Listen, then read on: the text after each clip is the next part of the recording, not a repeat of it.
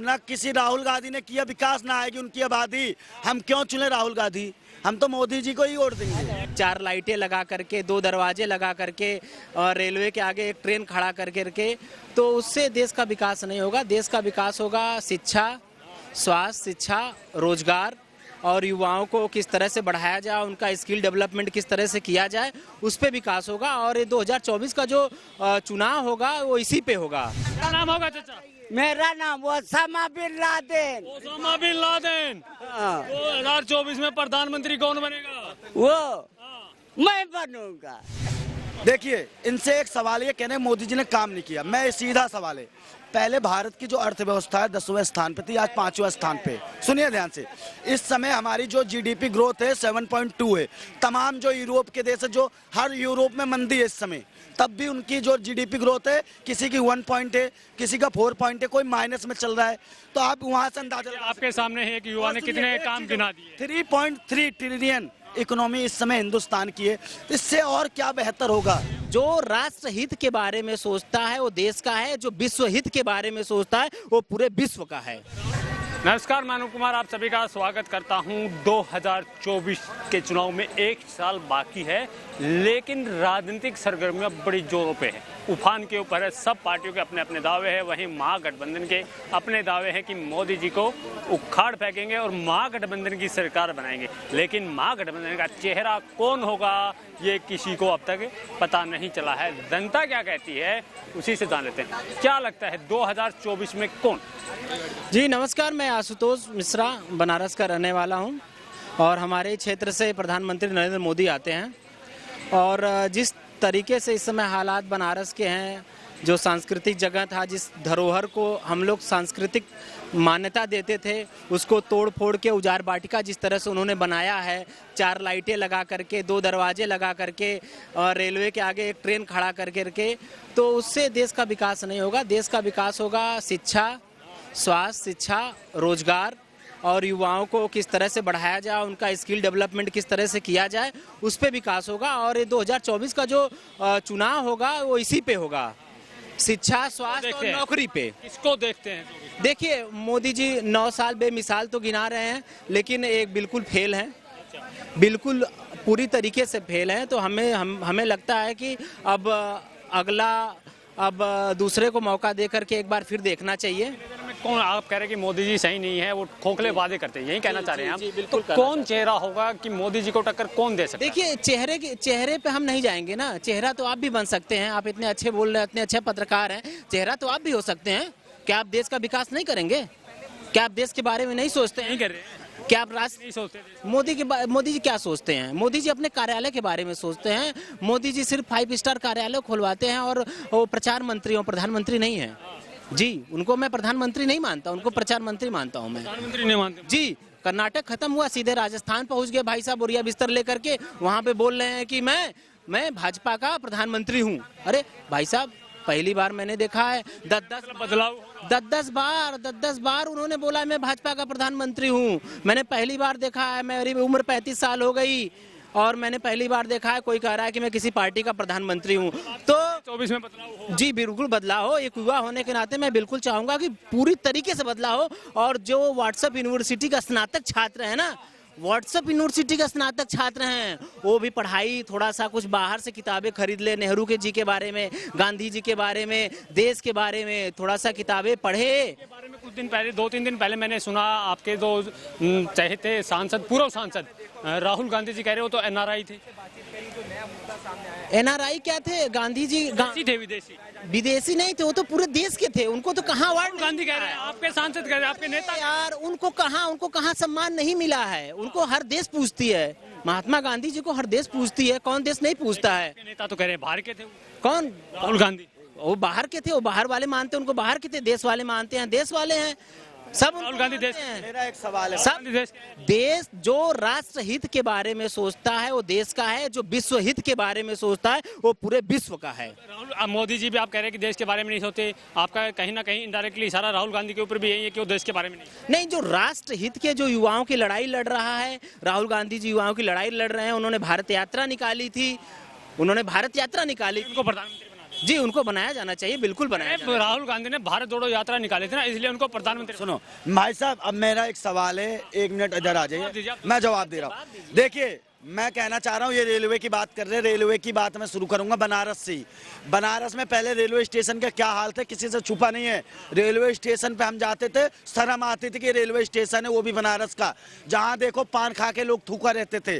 और बाथरूम में चले जाओ तो वहाँ पे भाई साहब पानी नहीं आता था, लोग बाथरूम चले जाते थे, शौच के लिए पानी नहीं उपलब्ध हुआ करता था।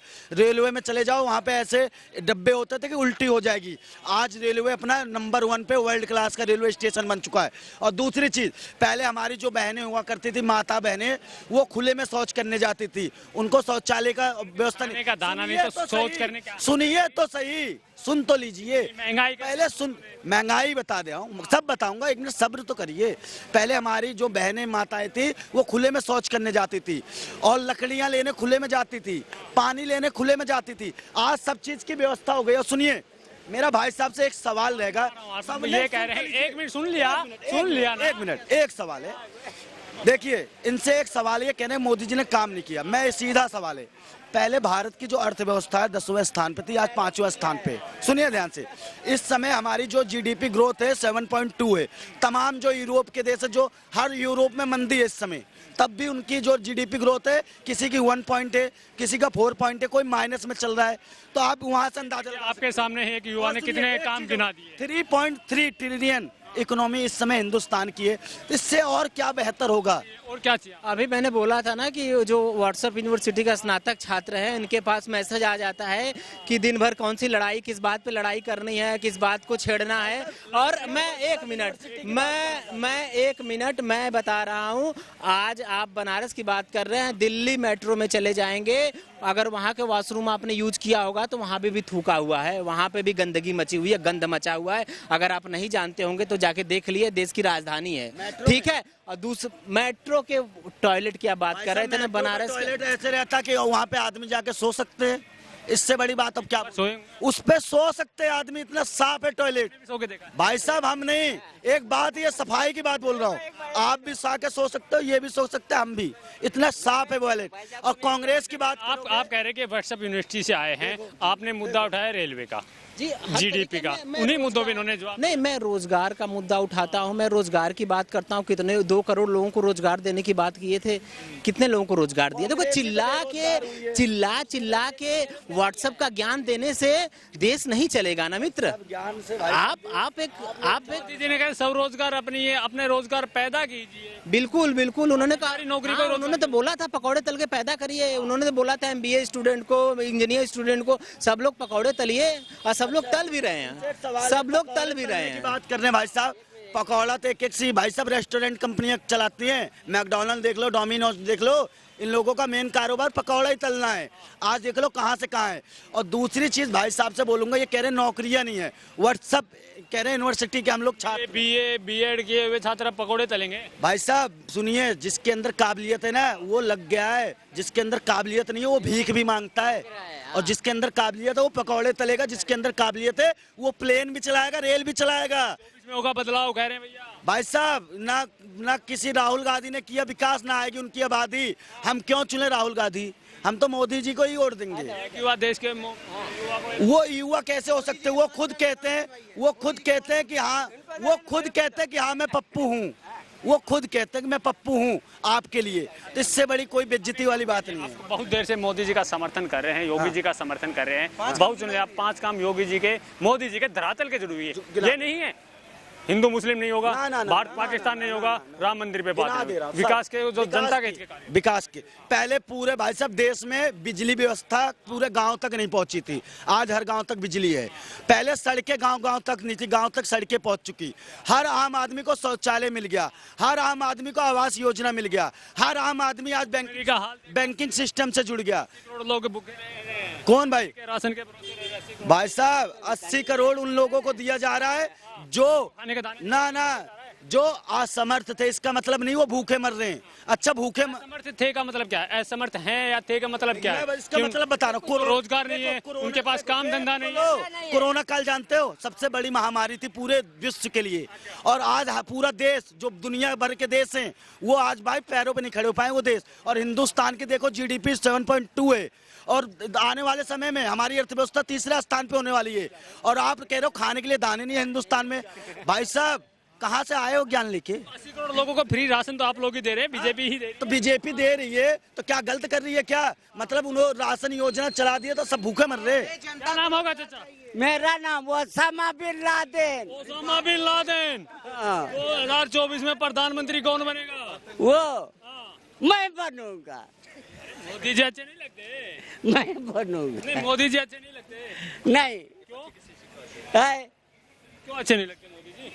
अरे भाई मैंने सबको आजमा लिया, आजकल कोई कहता है वही जैसे नहीं। बिन लादेन और काटते हुए घूम रहे पर्ची। हाँ, नाम ओसामा बिन लादेन, इतना बड़ा नाम, हाँ। और पर्ची काटते हुए घूम रहे। किस चीज के पर्ची ले? ये जो है मियाँ सब जान पहचान जो मिलते हैं वो लोग से मोहब्बत में लेते हैं। मदरसा, मस्जिद, रोजा, कब्रिस्तान, दरगाह या ये सब मतलब एक डोनेशन देने के लिए भी आप लोग भाजपा के लोग शर्त लगा देंगे अभी? मैं इन्हें कहा 10 रुपए क्या? दूंगा, अभी दूंगा 10 रुपए अंकल को, लेकिन मेरी एक शर्त है। ये किस नाम पे मांग रहे हैं एक चीज ये बताएं। पैसे के नाम पे ले रहे हैं? अल्लाह के नाम पे। अगर भगवान राम के नाम पे मांगोगे तो मैं दे दूंगा, मैं मदरसे के नाम पे नहीं दूंगा। ये कौन सी जबरदस्ती हो गई कि अल्लाह के नाम पे? मदरसे के नाम पे बोला हूँ। मदरसे के नाम पे क्यों नहीं दूंगा? क्योंकि भाई साहब जो आज घटनाएं हो रही लब जिहाद की वो मदरसे से ही पढ़ के निकलते हैं, तो उस मदरसे के नाम पे मैं अपना 10 रुपए बर्बाद नहीं करूंगा। सबका अपना अपना धर्म है। इनका इस्लाम धर्म है, ये इस्लाम धर्म को मानते हैं। एक मिनट चाचा, एक मिनट। इनका इस्लाम धर्म है, ये इस्लाम धर्म को मानते हैं। जिनका सिख धर्म है वो सिख धर्म का मानेंगे। आप कैसे फोर्स कर सकते हैं, कैसे शर्त लगा सकते हैं कि आप जय श्री राम के नाम पे ही देंगे? मैं मदरसे के नाम पे नहीं दूंगा अंकल, क्योंकि देखो मदरसे के नाम पे, क्योंकि लब जिहाद वहीं से निकलता है। राम भगवान के नाम पे लोगे तुरंत दे दूंगा, ठीक है। अगर किसी अच्छे चीज के लिए लोगे तो दे दूंगा, लेकिन जहाँ से लब जिहाद निकलता है वहां से नहीं दे सकता भाई। इस्लाम को मानने वालों को आप ये कैसे कह सकते हैं कि राम के नाम पे मांगेंगे तो ही? इस्लाम को हम भी भाई साहब समर्थन करते हैं, लेकिन वो इस्लाम को नहीं जहाँ पे मदरसे में भाई साहब वहाँ पे। भाई आजकल के नाम वाले को जो है अंकल बेरादर, आपका नाम? अनूप बाबू। आप कौन कॉलेज से पढ़े? आप एक बात बताइए मुझे, आपने अपना नाम क्यों छुपाया? रियल नाम बताइएगा। अरे मौलाना बशीर कादरी। लेकिन शुरुआत में नाम बताने से क्यों डर रहे? राय बरेली। पता नहीं नाम किसका ले रहे थे, एक आतंकवादी का नाम ले रहे हैं। अरे वो बदमाश लोग बकवा देता था, मैं कहते चैलेंज करते। एक आतंकवादी का नाम से आप कहेंगे ओसामा बिन लादेन है, मतलब ओसामा बिन लादेन का नाम लेके आप जनता को डराना चाहते हैं? अरे मेरे को डरा दिया आजकल। हाँ बाबू, ओसामा बिन लादेन का नाम लेके क्या साबित कर? देखिए मैं कब्रिस्तान, मदरसा, रोजा यानी ईदगाह है जो मदरसा, मस्जिद, ईदगाह सबको सर्वोपरि है। सब धर्म की जो भी पूजनीय स्थल है अच्छी है, अल्लाह ताला जो भी है अच्छे हैं, आपकी मैं मान गया। लेकिन एक आतंकवादी का नाम लेना इसके बीच में, एक धर्म के काम में एक आतंकवादी का नाम लेना कहाँ तक? भाई देखिए धर्म के काम में एक आतंकवादी का नाम लेना? भाई आतंकवादी तो केजरीवाल, लादेन आतंकवादी नहीं थे। ये केजरीवाल भी है। ओसामा बिन लादेन आतंकवादी नहीं थे। नहीं, ओसामा बिन लादेन, अपने जगह पे वो सब अपने ओसामा जगह, बिन लादेन आतंकवादी नहीं। वो अपने जगह पे, ओसामा बिन लादेन को आतंकवादी नहीं वो मानते? अपने जगह पे। ओसामा बिन लादेन को आतंकवादी मानते हैं नहीं मानते? हाँ हाँ चाहिए। अभी तो कह रहे हैं अपनी जगह। अरे भाई आतंकवादी हुए क्योंकि आप भी बोल रहे ओसामा बिन लादेन को आतंकवादी नहीं मानते? हैं। अब आप एक मिनट, अब मैं किसी भी कॉलेज से हूँ, एक जिसको पूरा विश्व आतंकवादी मानता हो उसको आप आतंकवादी नहीं मानते, ये मानसिकता आपकी क्या कहती है? सुनिए सुनिए बाबू, शांत बाबू। हम भी जो है ना, कोई आतंकवादी कह देता तो हम कहते हाँ चैलेंज करते कि मैं मिस्र। बहुत बड़े बड़े हमले किए, आतंकवादी हमले किए ओसामा बिन लादेन ने, उसको आप अपना मसीहा मान रहे हैं। आपसे ज्यादा लानत किस पे हो सकती है? अरे भाई मेरे को वो तो